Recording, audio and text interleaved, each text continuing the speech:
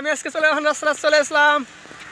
একদম বৃষ্টির কারণে সকালে বার হতে পারি নাই এরকম বৃষ্টি ধামাকা দিচ্ছে এদিকে দেখো বৃষ্টি পানি পানি হয়ে গেছে আয় ভগবান আমাদের ধান তো ডুবে গেছে সব হ্যাঁ এই যেদিকে দেখি মাছ মারতেছে ছি ভগবান সকাল থেকে বৃষ্টি আরম্ভ হয়েছে ছাড়ে না ভালো করে এই যে পুয়ের পাথার উপরে পানি পানি হয়ে গেছে যত রুয়ানি খেতে সব রুয়ানি খেতে পানি তোলা হয়ে গেছে আর এটা আমাদের ফিল্ডে দেখো একদম পুরো পানি আমাদের ধান খেত শেষ হে প্রভু কি হবো ভাই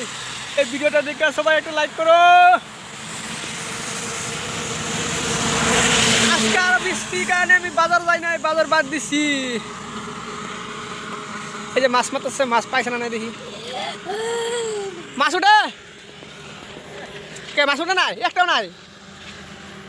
একটা মাছ নাই কি কও